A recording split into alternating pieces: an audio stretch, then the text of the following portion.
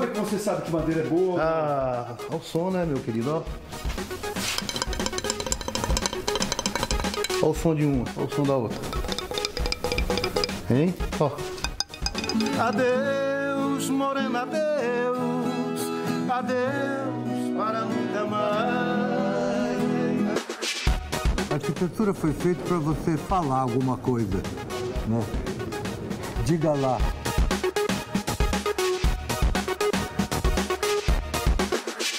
É a primeira vez que eu venho aqui. Uma aula fora da escola, eu gostei bastante. Aqui na Bienal traz muito sentimento. Tirar os meus alunos um pouco da sala de aula, do cotidiano deles. E eles vivenciar isso daqui não tem preço. Depende como vês. Nem todo nordestino é baiano, nem todo oriental é japonês.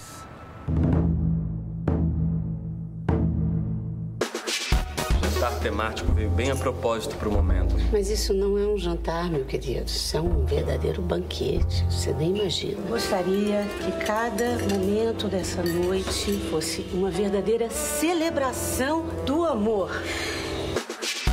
Diga pra ele que eu sou fã dele já de muito tempo. I've never met him before, and I enjoy his originality, and I think he's a very important voice.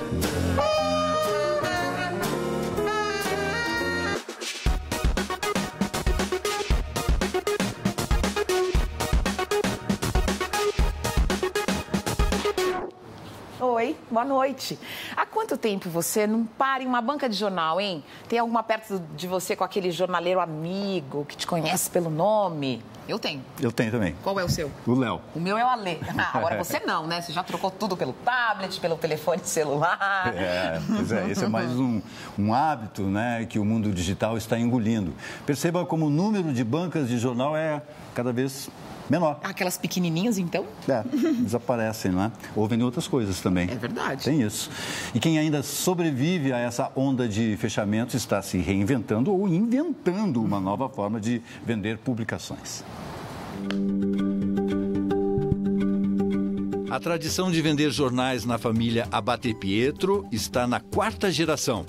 Tudo começou com o bisavô Luiz, vendendo fanfula nos bondes da Avenida Paulista. Era o Jornal dos Italianos na época. Aí era na Grande São Paulo que ele distribuía esse fanfula. Antônio, o marido de Caterina, foi quem abriu a primeira banca da família em 1961. E era grande? Não, era 2 caixas de cebola, uma revista em cima. Nos tempos áureos, a família chegou a ter 13 bancas na cidade de São Paulo. Cada uma vendia, em média, 100 jornais por dia e 150 revistas por semana. E quando que você percebeu que as coisas começaram a diminuir, que as pessoas não estavam comprando tanto jornal, tanta revista? Para dizer a verdade, até 2010 estava bom. Depois que começou a diminuir as coisas. Desde que começou, né, as revistas via tablet, e lógico, automaticamente as pessoas não têm tempo, né, e também por causa de papel, né, diminui a facilidade de olhar o celular onde você está e a quantidade de informações que você pode ter ao mesmo tempo. As pessoas desistem de ir em bancas e tal, né. Aluguel alto, movimento fraco e a família se viu obrigada a abrir mão das bancas. Hoje mantém apenas um ponto. E se os jornais e as revistas não vendem tanto, a saída foi ampliar a oferta de produtos. Temos esses produtos de celular, bijuteria, bolsa lá em cima. Aí vamos adquirir mais coisa para pôr. Tina, o que mantém vocês ainda aqui? Eu acho que é minha mãe. Ela todo dia está arrumada, de batom, de colar, todo dia cheirosa. E ela que anima a gente. Já outras bancas apostam num conceito totalmente diferente e inovador, sem jornais e sem revistas.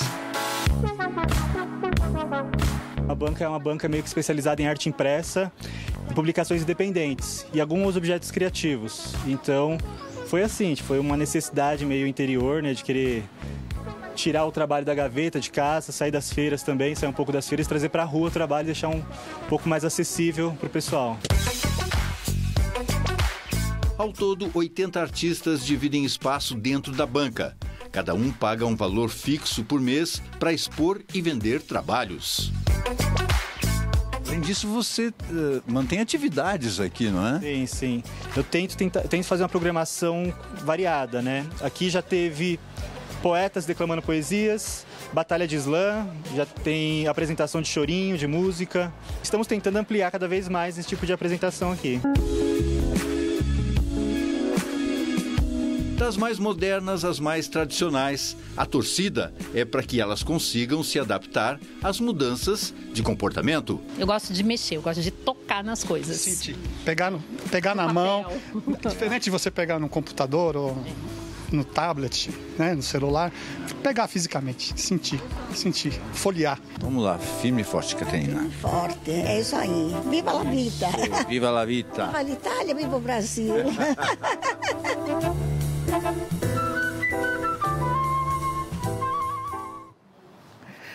Andando pelas ruas do bairro da Liberdade, o escritor Chico Sá encontrou semelhanças entre o país do sol nascente e o sertão nordestino. Daí surgiu o livro Sertão Japão, que une uma espécie de literatura de cordel com poesia haikai e, claro, o humor do Chico Sá. Sushimê cearense, uma vida sem bainha, vingança ao sol nascente. Estamos na Liberdade, no Quintarô, aonde o sertão encontra o Japão. Foi aqui no Quintarô que ele nasceu, assim. Mas essa viagem poética, Sertão-Japão, é de uma longa observação aqui na Liberdade. E primeiro é a maestria dos caras que acabaram de chegar da roça, viram mestres da cozinha oriental. Isso me despertou, assim, para tentar ver a poesia nisso. A manipulação das facas, facões, que é também um pouco de sertão. São semelhanças e invenções de semelhanças. Eu vejo muito no ritmo do homem do sertão mesmo. Tem muito aquela história, aquela coisa contemplativa de ficar na frente da casa, olhando o céu, horas e horas, no silêncio. Tem muito silêncio, remete muito ao universo do Japão. Você já tinha essa percepção?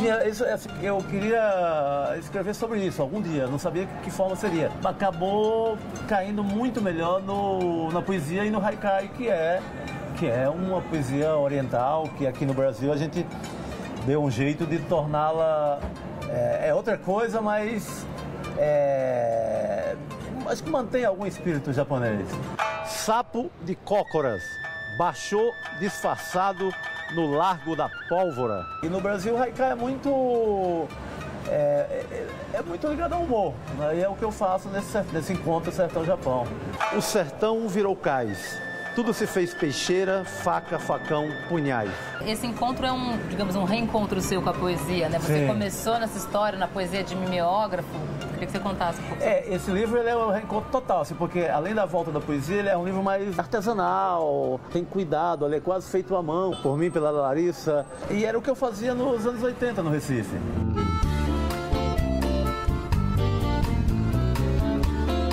Por que se publicar nesse momento? Eu acho que ele precisa criar uma utopia mínima para viver, para movimentar as coisas.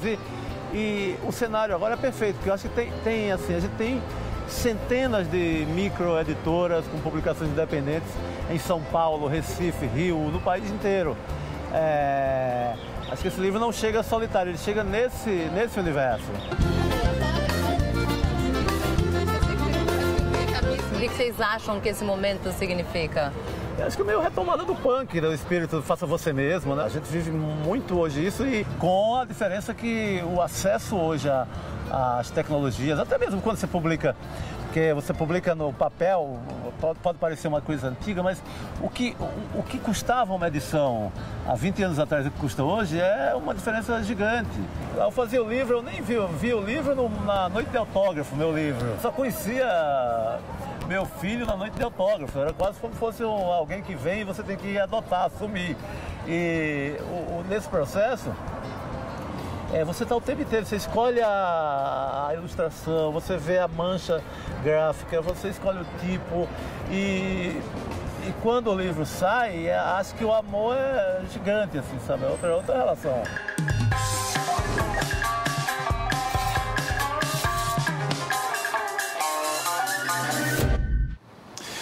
E nos últimos dias, a palavra patrimônio passou a fazer parte do vocabulário cotidiano de todos nós. É que estamos percebendo como nossa riqueza cultural é tão maltratada. E patrimônio não precisa ser algo intocável, guardado dentro de um museu. Um exemplo é a viola, patrimônio imaterial de Minas Gerais. O nosso vídeo-repórter Rodrigo Leitão deu uma volta por lá, ao lado do pesquisador e violeiro Chico Lobo.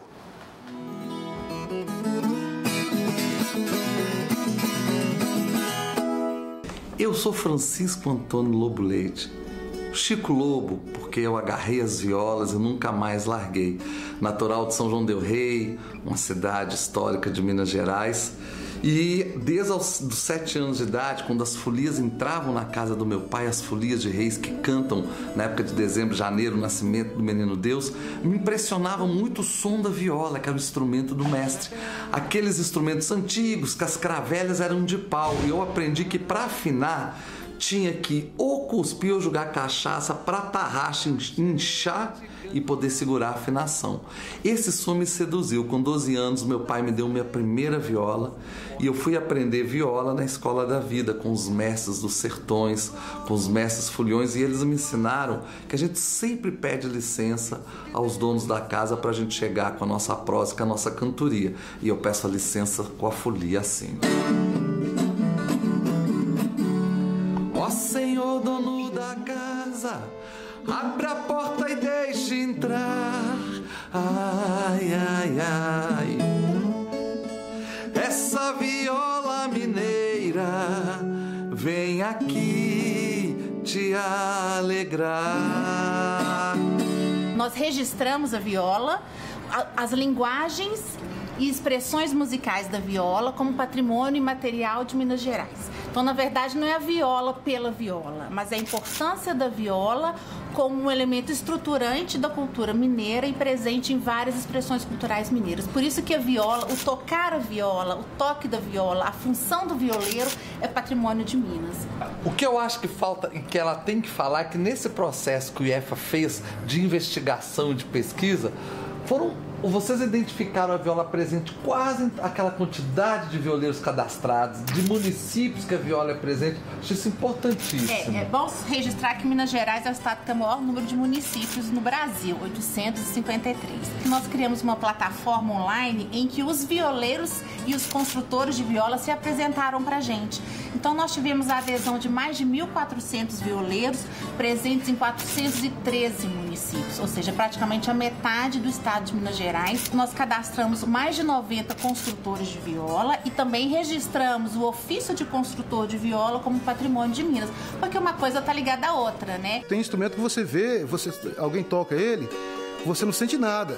Mas tem outro instrumento que o cara toca alguns arranjos que você fala é diferente, porque geralmente esses são feitos por mãos humanas, não por máquinas. Meu primeiro instrumento eu achei no rio, descendo o rio abaixo, pegamos ele, tiramos a lama, colocamos fita e fizemos ele tocar, assim, menino de 10 anos, entendeu?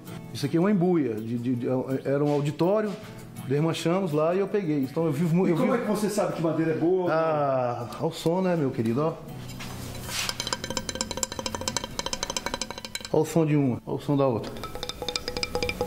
Hein? Ó. Ó. Nossa, já tem um eco, já tem um... Então é isso. É assim que eu classifico minhas madeiras. Isso aqui é uma embuia sassafrás. Além de ser... tem um cheiro maravilhoso. Então isso vamos ver que são madeiras velhas, natureza morta e esturricada.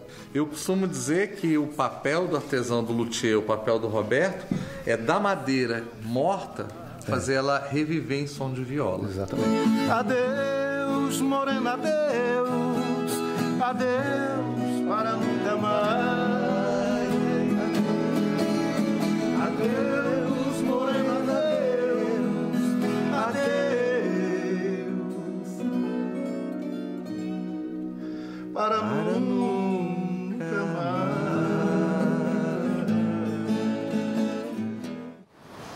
Legal, né? Bom, o Metrópolis está discutindo os caminhos da nossa cultura. No próximo bloco, vamos mostrar um resumo dos debates que apresentamos na semana. Temos uma série de desafios a enfrentar. Um deles, a formação de público na cultura. Um exemplo, apresentar as artes visuais para os estudantes das escolas públicas. Na minha opinião, ali, eu vejo Jesus e, ele entrando num estado de espírito e as pessoas pedindo a ajuda dele.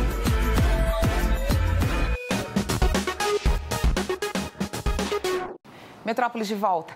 A partir do incêndio do Museu Nacional no Rio de Janeiro, a gente se propôs aqui no Metrópolis a refletir sobre o rumo dos nossos museus e sobre o cuidado com o nosso patrimônio. Ou o descuido. O descuido. A gente pode dizer também, ou o descuido, né? Ao longo da semana, nós conversamos aí com gente que entende do assunto e discutiu gestão de risco, formação de público e possíveis soluções. Você vê agora, então, os destaques dessas conversas.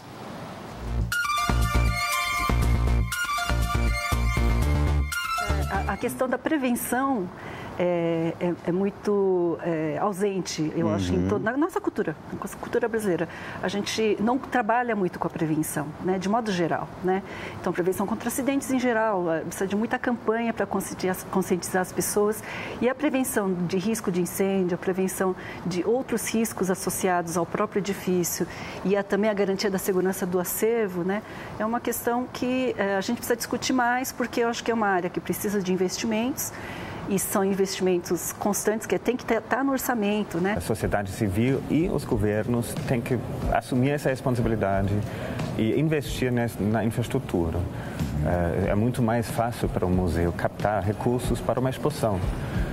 Mas manter uma rede elétrica, que é a base de tudo, por causa de ar-condicionado, climatização, etc., isso são investimentos que não aparecem, eles não são necessariamente investimentos chiques. Então, é algo onde precisa se repensar como ajudar que as instituições podem ter recursos suficientes para sempre manter essa situação sob controle. Eu acho importante os recursos humanos, que é justamente isso, né? É o treinamento de pessoas profissionais ligadas diretamente à questão da segurança, da proteção do acervo das pessoas, mas também todas as pessoas que estão envolvidas no museu, né? Os funcionários todos precisam ser treinados, porque numa situação de emergência, quanto mais pessoas preparadas tiver, melhor. Em algumas emergências, pode ser que seja necessário a retirada das obras, né? E aí vem a questão desde que obras você prioriza para retirar, porque com certeza não é possível, em muitas situações, tirar todas as obras, principalmente as expostas. Então, como é que você faz essa retirada? Quais são as obras mais prioritárias, né? Como se faz? Como se garante que vai ser colocado e removido de uma forma adequada, né? Para não causar danos. Brasil e São Paulo não é muito diferente, tem um baixíssimo hábito cultural. Se frequentam poucos museus, se frequentam poucos teatros. E por isso que a gente está aqui pouco, falando sobre isso, com a escola, né? Como e a gente tem uma convicção.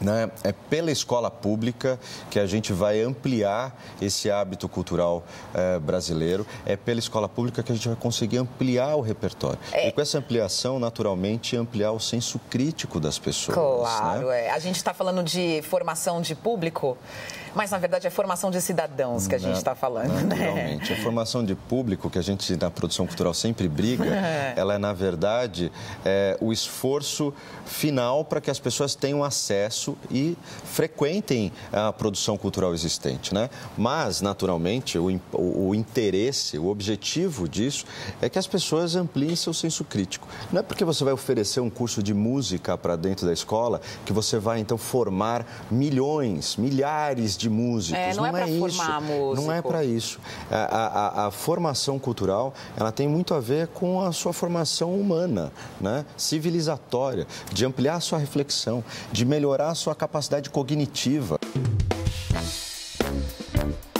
o patrimônio cultural é dividido em duas partes. A gente tem o patrimônio material, que é o que é tangível, e o que é intangível é o patrimônio imaterial. Então, como exemplo aqui em São Paulo, de patrimônio material, a gente tem, por exemplo, a Casa da Marquesa de Santos. É o último exemplar de uma residência urbana do século XVIII em São Paulo. A gente tem documentação dela desde o século, do início do século XIX, de 1802, é o primeiro registro. As pessoas às vezes têm medo de entrar porque tem um segurança na frente de um patrimônio. Não pode entrar porque é patrimônio ou deve entrar porque é patrimônio? Eu já ouvi essa frase muitas vezes. Olha, não pode entrar porque é tombado. Eu falei, bom, mas é por isso que eu quero entrar, né? Eu muito ouvi falar das dificuldades de prédios tombados, etc., de fazer uma adequação para prevenção de incêndio. Isso acontece mesmo ou não? Olha, existe uma lenda que considera que todos os edifícios antigos, vamos falar assim, ou tombados, são de uma manutenção mais cara. Isso é uma explicação que se dá para o fato desses edifícios, em geral, não obedecerem à legislação vigente de bombeiros, de acessibilidade, códigos de obra, etc. Mas eu não acho que haja nenhum problema. Quem pode sair do Brasil já percebeu que isso acontece com muita franqueza em qualquer museu do mundo. Não é por um motivo qualquer que aqui não possa acontecer.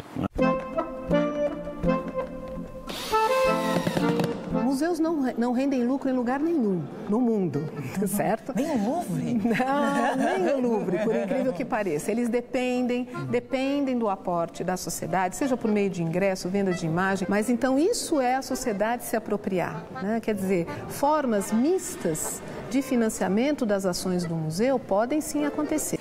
Esse é um bom lugar de estar, não? Mas não tenho a menor dúvida. Eu acho que o pessoal do Museu Paulista está fazendo um trabalho muito importante de recuperar o museu e torná-lo ainda mais significativo para a comunidade de São Paulo, né? E para a comunidade do Brasil. Porque mesmo sem deixar de desenvolver, o que a Solange falou muito bem, eles tomaram cuidado de manter as atividades de pesquisas, de estudo, enquanto desenvolvem esse projeto para reforma e para restauro. Eu acho importantíssimo isso. É um museu ligado à pesquisa, ligado à universidade. Exato. E que tem uma gerência ali, uma gestão muito complexa, né? Museu é diferente de um centro cultural, não é isso? Exatamente, né? Porque normalmente quando você vai, sei lá, vou visitar uma exposição, o público, de uma maneira geral, não presta atenção aonde ele está. Então, tanto faz ele estar num centro cultural como num museu. Na verdade, normalmente, um centro cultural, ele contrata exposições dentro do mercado de exposições internacional e nacional. Um museu, na verdade, o que define não são as exposições que ele faz, o que define são as coleções que ele guarda, é o acervo que ele guarda que vai gerar todo um trabalho de pesquisa, de estudo, de conservação e de exposições. Foi bom refletir sobre tudo isso, hein? E a gente vai refletir um pouquinho mais agora sobre formação de público, porque nessa semana eu acompanhei uma manhã agitada na Bienal de São Paulo, ao lado de um grupo de estudantes de escolas públicas. Foi legal.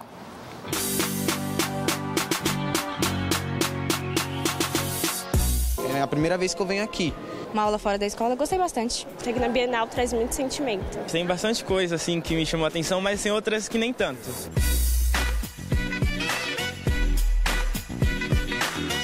Fazer com que o estudante tenha essa proximidade com a obra de arte cada vez mais cedo, você acha que pode fazer diferença? Eu acho que desde 1951, quando teve a primeira Bienal, logo se percebeu que esse público era um público prioritário para a Bienal, dos estudantes, né? A Bienal acredita que a arte pode ter um papel mesmo de fazer a pessoa refletir, da pessoa mudar de opinião, da pessoa viver como cidadã.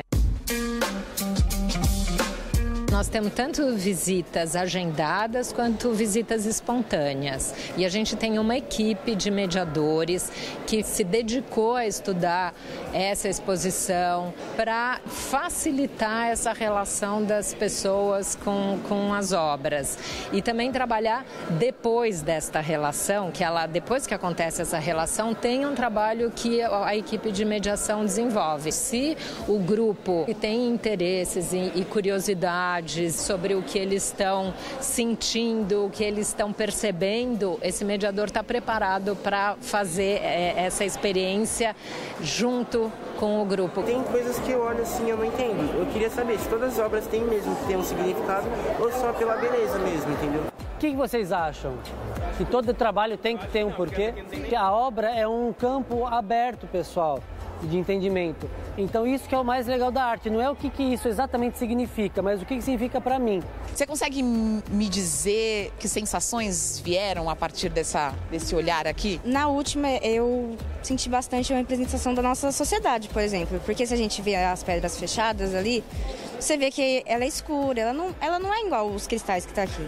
Mas se você abrir ela, você pode ver que os cristais dela são tão bonitos quanto estão por fora. Na minha opinião ali, eu vejo Jesus e tipo, ele entrando num estado de espírito e as pessoas pedindo a ajuda dele.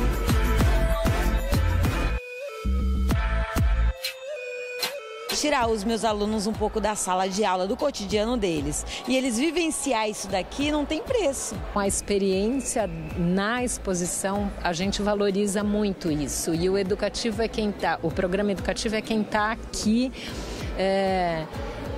registrando e percebendo essa relação que o público estabelece com as obras. Então, para a gente é muito importante, é o que está acontecendo durante a exposição. E agora vamos de música, um papo com um gigante do jazz, o saxofonista americano Artie Shepp. Discípulo de John Coltrane, Artie é considerado um dos mais influentes nomes do free jazz, estilo que balançou as estruturas do gênero, apostando em muita improvisação. E a conversa com o Artie rendeu, foi muito além da música.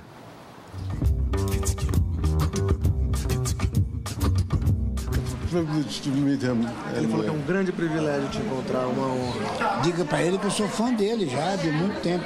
I've never met him before, and I enjoy his originality, and I think he's a very important voice.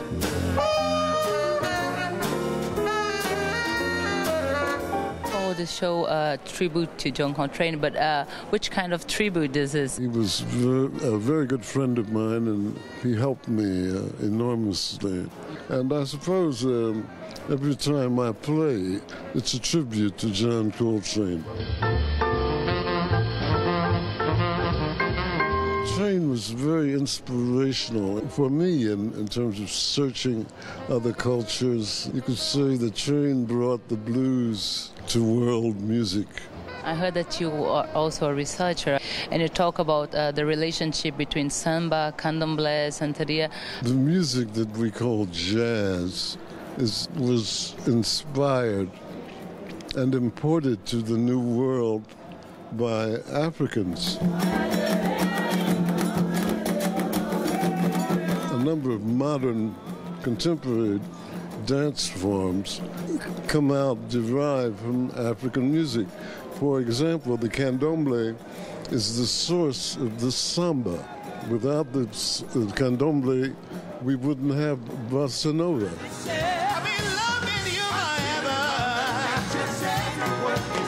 If you watched the funeral of Aretha Franklin, you'll see all the implications of black music, from Stevie Wonder to Mariah Carey.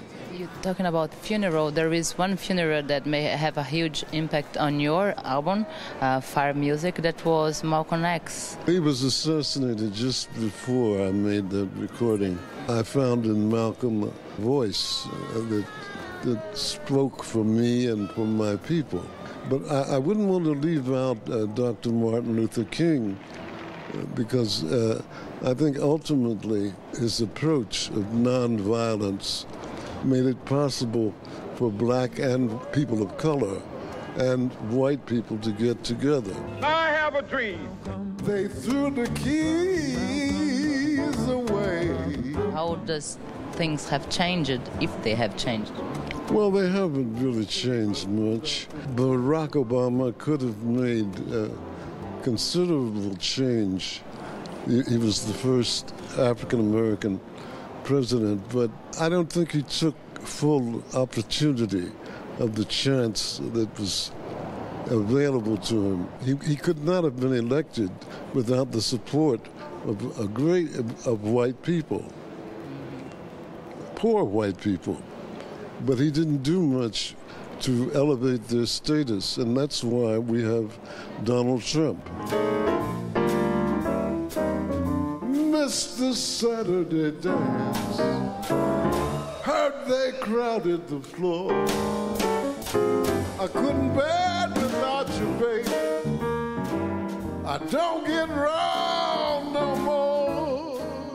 Sempre bom ver um grande artista pensando sobre o seu tempo, né?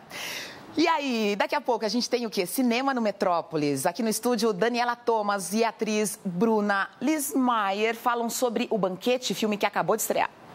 Oi, pessoal. Essa mesa tá impecável. Os convidados é que deixam a desejar. Você. Calu, tem mandado de prisão? Mauro? Pra mim, mandado. Ninguém me falou nada. Como é que você deixa o Mauro Pública estacar? Neves! Ele tá chamando o presidente da República pra briga. Eu morro antes de deixar esse homem ir pra prisão.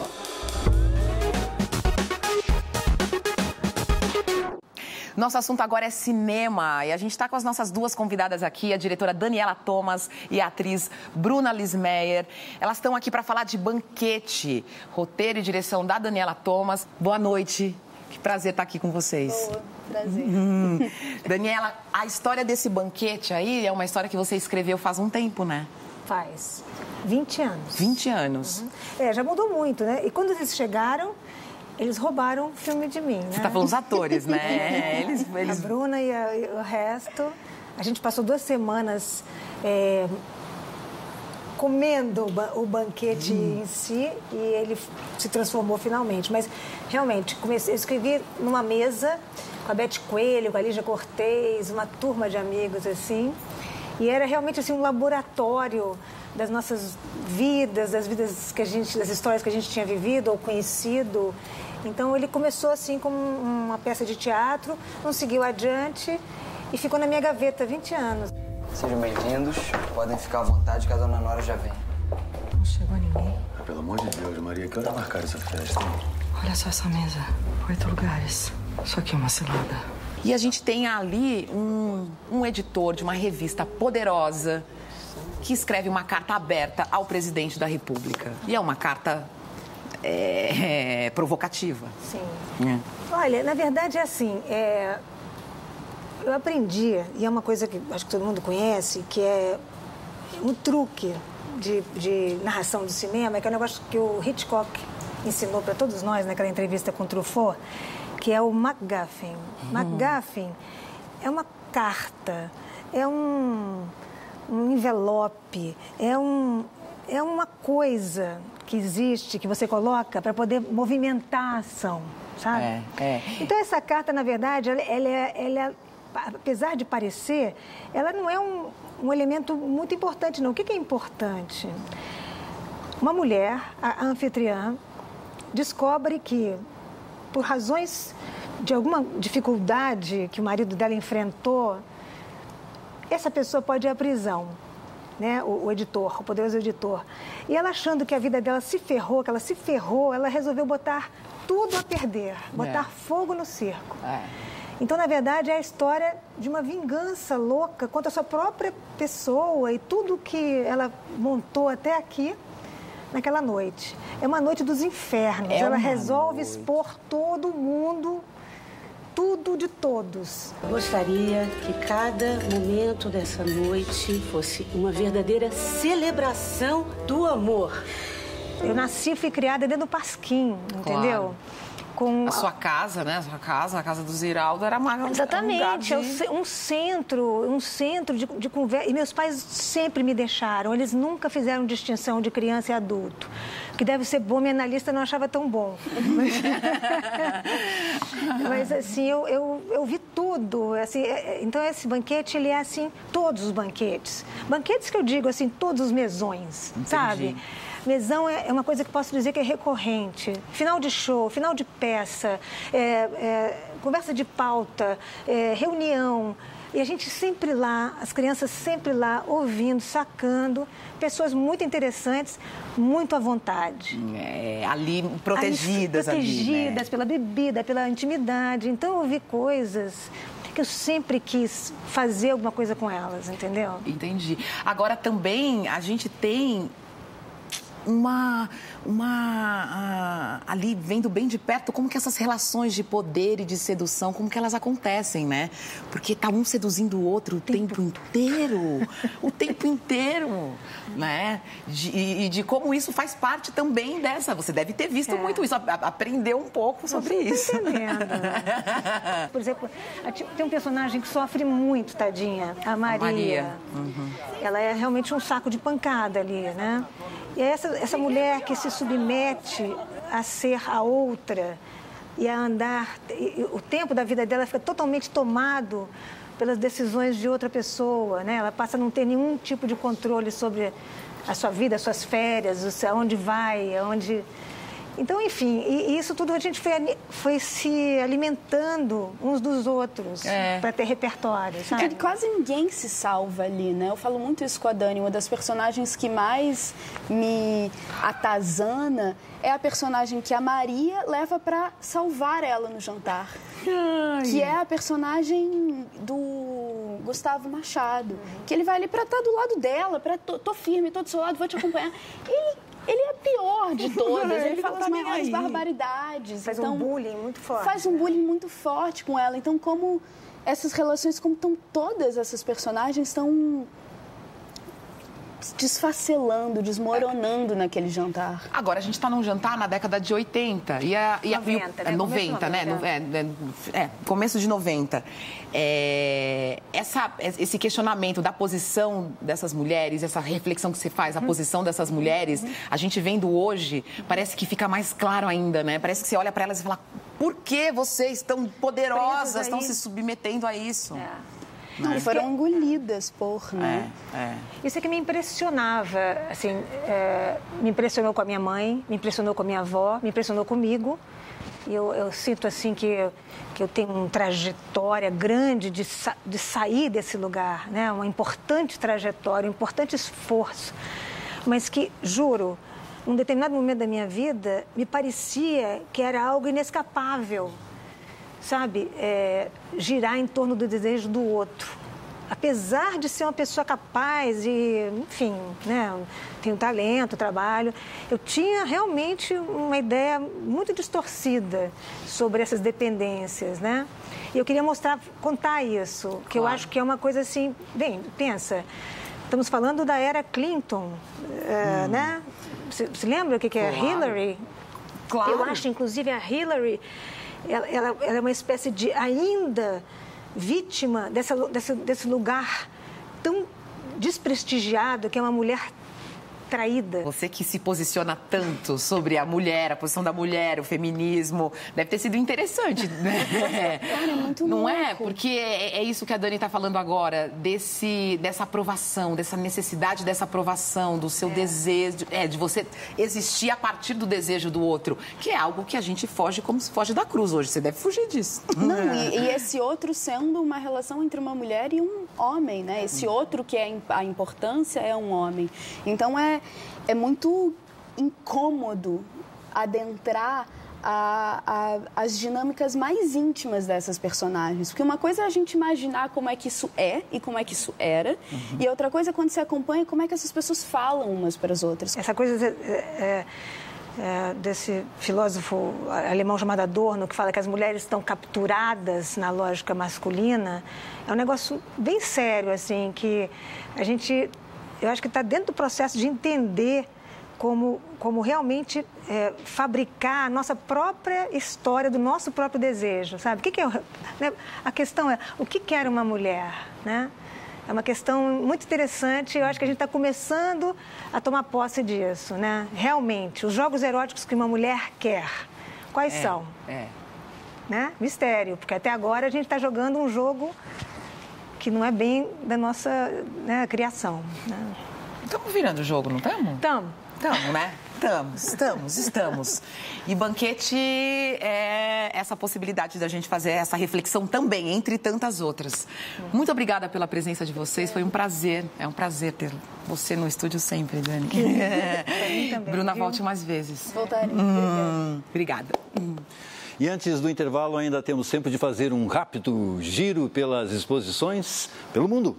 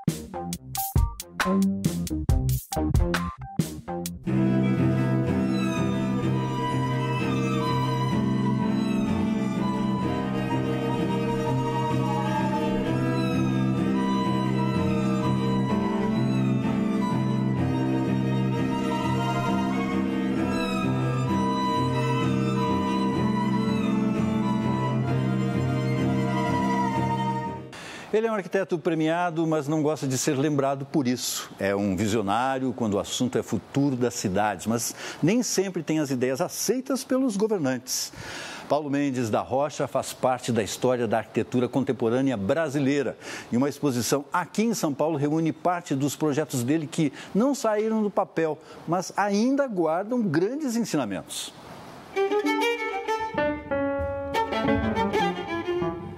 A arquitetura foi feita para você falar alguma coisa, né? Diga lá. Paulo Mendes da Rocha não é apenas um arquiteto, é um artista. Ele transforma a paisagem das cidades, como nas reformas da Pinacoteca do Estado de São Paulo e no Museu da Língua Portuguesa. Autor de marcos arquitetônicos, ele fez o Museu Brasileiro da Escultura de São Paulo e o pórtico da Praça do Patriarca, perto da República, onde ele tinha a ideia de fazer uma grande piscina pública. Foi uma provocação dessas que às vezes as revistas fazem. A revista Trip, em 2000, ligou para o Paulo e pediu uma ideia para São Paulo. É uma reflexão sobre o espaço público no Brasil e o espaço público em São Paulo, né? Quer dizer, qual seria o grande exemplo de um espaço público bem sucedido no Brasil? A praia do Rio de Janeiro, né? Por isso a Praça da República poderia ser um lugar disponível para essa ideia. Você construir uma grande piscina pública elevada, embaixo salão de festas, vestiários, cantinas, bar e esse grande espaço público para deleite popular. De certa forma, a piscina na cobertura do Sesc 24 de Maio, no centro de São Paulo, foi a materialização deste sonho. Como todo milionário sonha em ter uma piscina na cobertura, eu achei que os meninozinhos do comércio podiam ter uma belíssima de 25 por 25 metros, não uma piscininha qualquer. Na ocupação Paulo Mendes da Rocha são apresentados 11 projetos arquitetônicos. 9 deles nunca saíram do papel. Muitas vezes tem projetos que não são construídos porque são complexos, porque tem uma escala urbana, porque envolvem muitas outras questões, mas que eles justamente são esses projetos que podem trazer reflexões que nos põem para pensar. O arquiteto, em geral, faz mais projetos que não são construídos do que os que são. É o elemento que está presente na obra do arquiteto e que permeia toda a exposição. Em um dos projetos, a vontade de transformar o Rio Tietê no rio navegável. Então, a cidade do Tietê foi uma proposta, uma ideia, quase um convite do governador do estado de São Paulo, em 1980, para construir uma nova capital para o estado. Naquela época, O Paulo foi um dos arquitetos convidados, ele se opunha à ideia de mudar a capital, mas ele achava que era uma boa ocasião para construir uma cidade nova que defendesse uma ideia forte. Né? E que ideia seria essa? A navegação fluvial pelo Tietê. Gozar a cidade como lugar ideal, não há outro para se viver no planeta, né? Senão cidades. Por isso também que às vezes perguntam, né? São projetos não construídos, são utópicos? Eu digo, não são utópicos. São não utópicos radicalmente, porque eles podem ser construídos. São um acervo de ideias que estão disponíveis. Mas mesmo não construídos, o discurso está aí. E justamente a cidade é o lugar para exibir isso e o discurso se efetivar, construído ou não.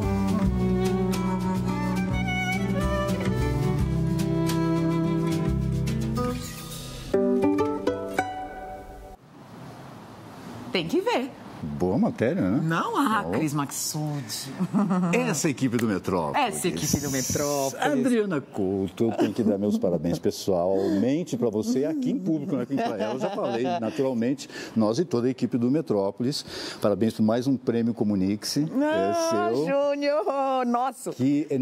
Eu lembro, a primeira vez que eu acho que você apresentou no Metrópolis, que eu estava lá em Paraty. É verdade. E você entrou aqui. Vou chorar. E a gente já se deu conta, eu me dei conta e as pessoas que estavam na volta se deram conta de que, essa menina, você está começando, essa menina, acho que ela deve entrar no Metrópolis. Ai, Júnior. E está aqui, ó, o reconhecimento do público. Nossa, você já tem há muito tempo, né? Um reconhecimento do trabalho aqui da equipe do Metrópolis. A gente está na resistência cultural faz 30 anos, né, Júnior? Com certeza. Poxa, que bom que o público está olhando pra gente. Obrigada, gente. Parabéns. E agora? Bom, hoje nós falamos de cinema, recebemos a Daniela Thomas e a Bruna Lismayer para falar do filme O Banquete, né? Mas tem outra produção nacional aí, aguardada, né? Que acabou de estrear. É o filme O Paciente, o caso Tancredo Neves, do Sérgio Rezende. É a história do Tancredo, né? Presidente eleito pelo Congresso em 1985, mas que ficou doente e morreu antes de assumir. O roteiro foi baseado em muita pesquisa, nos prontuários médicos de Tancredo, que é vivido por Otton Bastos. Olha, fique então com o trailer do filme. Nós voltamos terça-feira? Terça-feira, depois do Jornal da Cultura. Um beijo. Tchau.